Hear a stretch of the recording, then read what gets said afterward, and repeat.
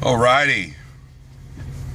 Yesterday I got to drive through my first bit of snowfall of the season, and it was not fun. I was going down 271 coming out of Cleveland, and the worst part was the visibility. It was coming down hard and it was windy, but we persevered and got to here at the TA in Lodi, Ohio. So it's pretty chilly. The roads aren't bad because it was 75 degrees just 2 days ago. So the roads haven't had a chance to really get cold yet. But the metal surfaces and glass, it's accumulated a little bit. Pretty chilly too. But I managed to get most of the night without having to idle the truck, so that's good. My APU works, but it's only charging the battery. Spunk heater does not work. And I'm scared to even try to get it fixed because of all the problems I've had with this APU. But that's beside the point. I labeled this video the games that shippers play. Now, on a side note, I was looking over my Facebook memories, and there's a few years ago where I was complaining about sitting at a shipper with my company days, and or how my company was handling it, all this negative company stuff, And back then I didn't have the intelligence to know that it wasn't my company's fault. It's the industry. It's just how it is, especially this time of year. And shippers are constantly playing games, and here's why. So when a shipper holds up a truck, whether it be detention, layover, truck order not used, that kind of thing, they have to pay extra. If you're a good company, you're charging them extra for their BS. Because it's like calling a cab or a tow truck and then you don't use them. You've wasted their time. They're going to charge you for it. So,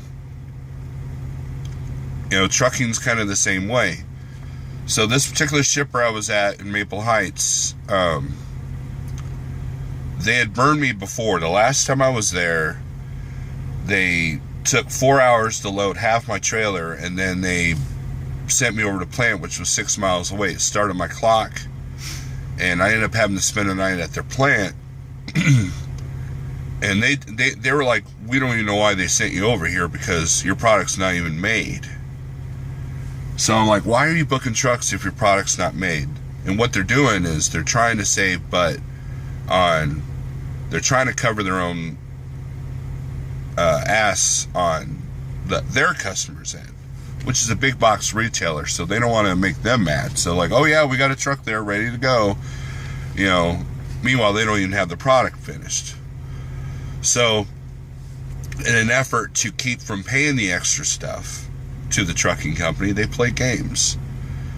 And when I saw that they were going to play the same game this time, I put my foot down. So I called up Schneider and said, hey, I've been here 6 hours. They haven't even dropped the dock plate yet.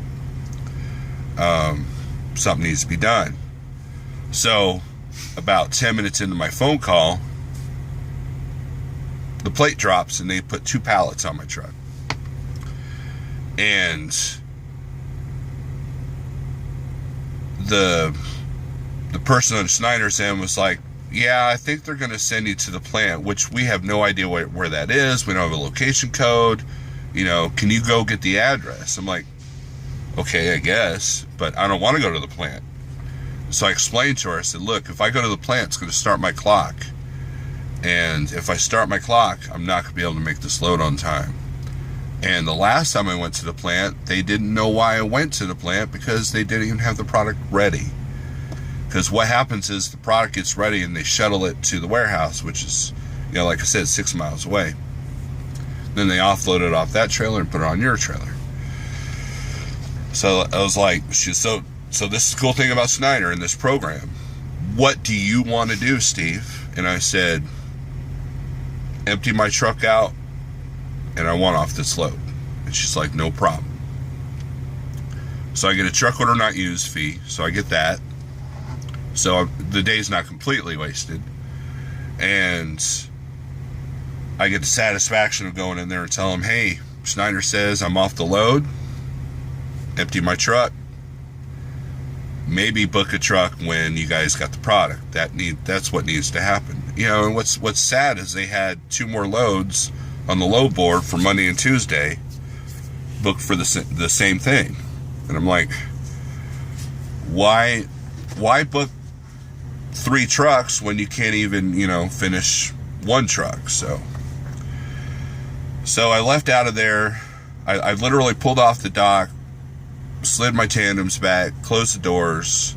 I got on the load board, within 5 minutes had a load booked. Now, it's an open window, picks up Saturday, Sunday, and delivers Monday morning. Today's Sunday, so it delivers tomorrow morning. I haven't picked it up yet. I'm going up to our yard there in Seville, and it's a relay, so that might bite me in the butt, because sometimes the relays aren't there when they need to be. But I'm going to make a phone call here after I do this video and to see if it's there. But the whole point is that there are times when I'm feeling down. There are times when I wonder, why do I go through the extra BS of being an owner operator? And got the hiccups. And I look at my Facebook memories of me griping about, this, that, and the other when I was a company guy. And then yesterday would have been completely different had I been a company guy. I would have been forced to stay there and put up with their BS, and the shipper would have won that little battle. Well, this time they didn't win. So, did I lose revenue? Yes. Did I lose my load to get to the house? Yes. But the next load I booked is going to be a stepping stone back to the house, and I have to just re-strategize how I'm doing the whole week. I was planning on working through Thanksgiving and being home by Saturday. But now that things are a little bit different, I can work until Wednesday and then, maybe go home. So it sucks, but, I also might be able to do a quick short load tomorrow after I deliver, providing that they don't take forever to unload me. It's a live unload. So if you're a new IC starting out here at Schneider, I suggest a lot of dropping hooks so you don't deal with this kind of stuff. Primarily, that's what I kind of do. But I broke my own rule by going back to that shipper, and sure enough, they tried their crap. So, but in the end, nobody wins, except the guy who has to make the product. Now he's got a little bit more time. So, so that's it. That's all I wanted to talk about was, shipper played a game, and this time I was able to win the battle and send the message that, hey, you shouldn't book a load or book a truck if you don't have the product, and it's not Schneider's fault. It's a lot of these shippers and receivers. They're the biggest headache in this industry. It's not the DOT regulations. It's not the DOT. It's not the truck stop parking. It's not, all the other BS. It's the shippers and receivers that cause the most headaches out here. So that's just the nature of the beast, and that's something that, as an owner operator who self-dispatches, or you're on your own authority, you have a little bit more control over that.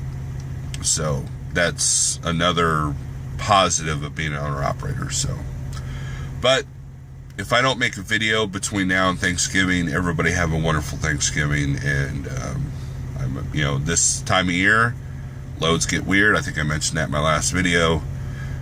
So just, now the weather's starting too. So this is the first snowfall that a lot of people are seeing. So everybody gets crazy. So everybody take it easy.